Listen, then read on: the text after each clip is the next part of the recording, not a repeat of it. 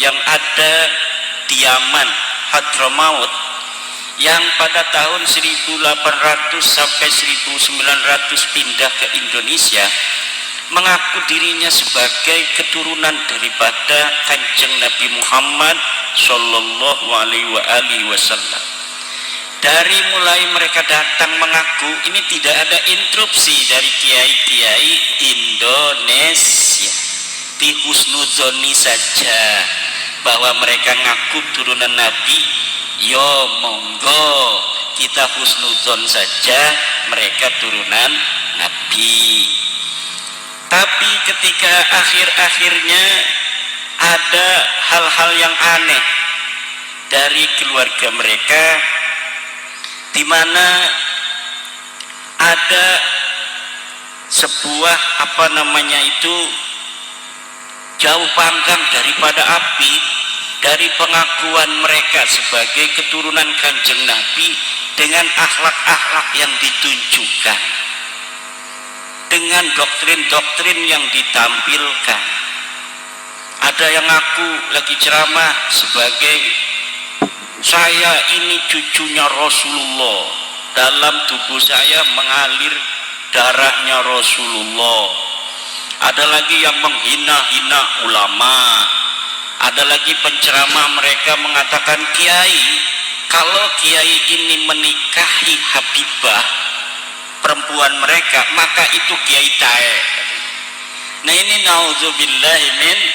Ada lagi yang ngomong, kalau umpamanya ini pengasuh pesantren Mbak Alwi ini yang ngomong, kalau kiai sudah pintar, santri sudah pintar, sudah pintar ngaji, jangan sampai merasa dirinya ini sama dengan kabaib.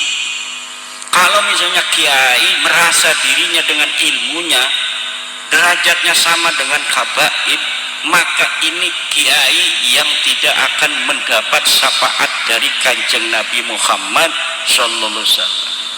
Nah, dari berbagai macam itu, apalagi tentang ngaku-ngaku sejarah, pembelokan makam yang tadinya KRT Sumotiningrat kok jadi orang binnya bin Yahya, Pangeran Diponegoro jadi Bakbud. Lah orang Jogja asli kok jadi Bakbud, ini piye? Jadi aneh gitu. Kemudian katanya NU didirikan oleh Hasim bin Yahya. Padahal dalam sejarah kita yang saksi hidupnya masih ada videonya, Mbah As'ad Samsul Arifin. Itu tidak ada cerita-cerita bahwa NU didirikan oleh Habib itu tidak ada.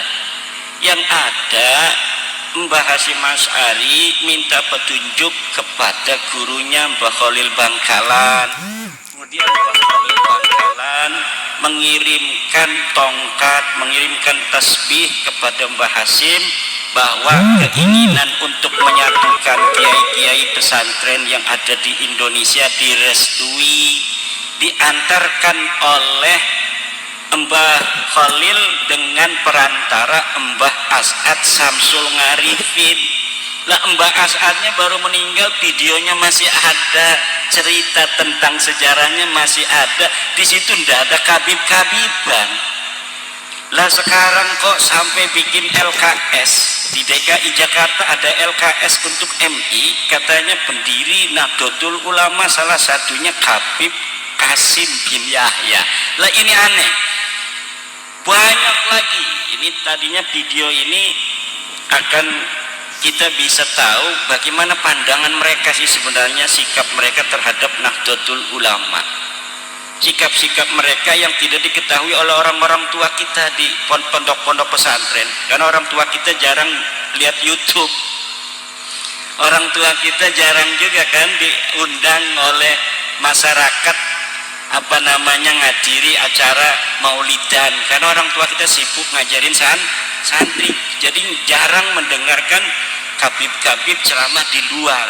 Kalau misalnya diundang ke pondoknya, ya pasti ceramahnya yang normatif.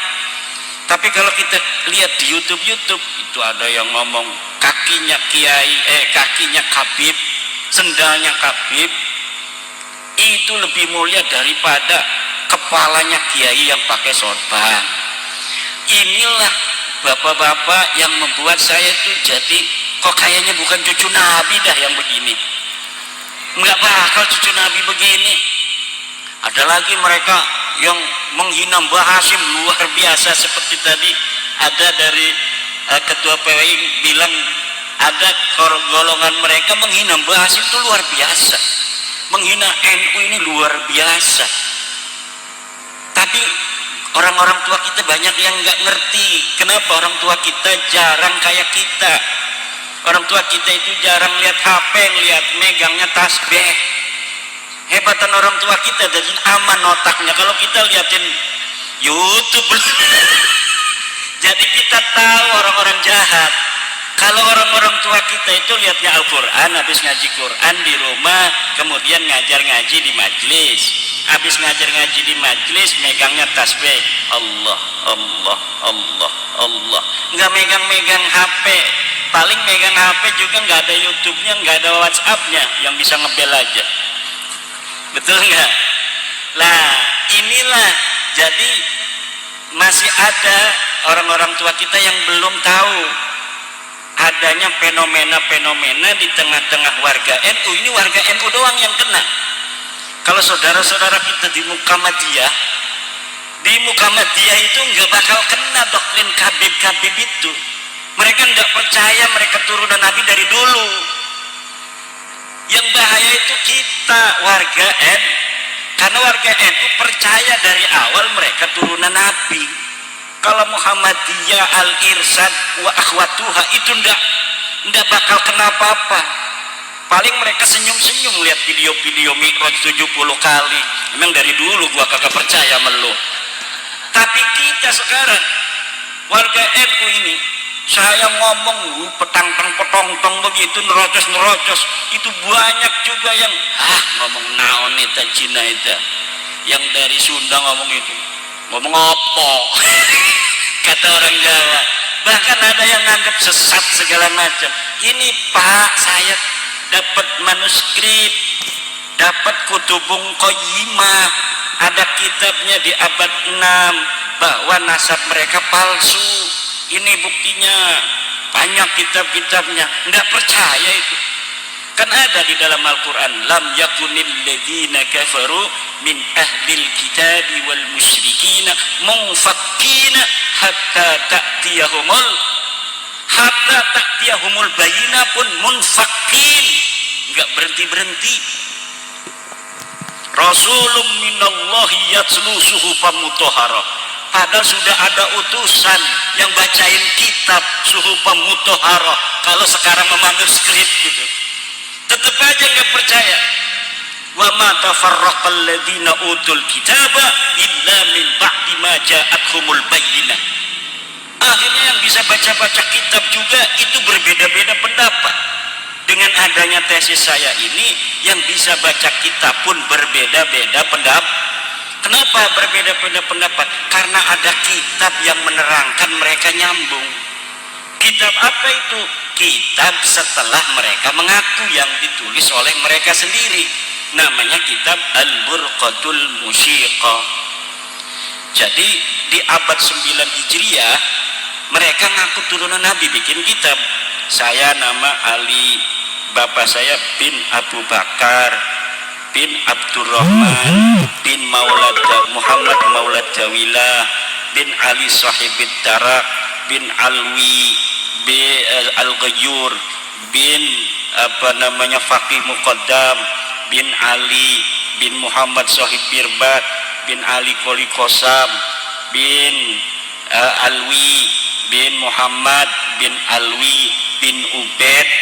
Ubed ini kemudian disambungin kepada keluarga Nabi, katanya bin Ahmad bin Isa. Luhur mereka namanya Ubed. Ubednya Ubed bin Isa saja, nggak ada Ahmadnya. Luhur mereka itu Ubed bin Isa bin Alwi. Ada yang mirip, Ahmad bin Isa, Alwinya ditaruh di belakang. Jadi Alwi bin Ubed bin Ahmad bin Isa bin Muhammad An-Naqib, kemudian bin Ali Al-Uraidi bin Ja'far Shadiq bin Muhammad Al-Baqir bin Ali Zainal Abidin bin Husain bin Fatimah binti Nabi Muhammad. Ini silsilah mardudun la yuqbalu, silsilah yang ditolak, tidak bisa diterima. Kenapa ini silsilah kabib kepada Nabi ditolak, tidak bisa diterima? Karena silsilah yang ada di kitab mereka itu namanya khobar, berita. Berita itu mahtamalah sidqa wal kadhiba, sesuatu yang mungkin saja benar, mungkin saja salah.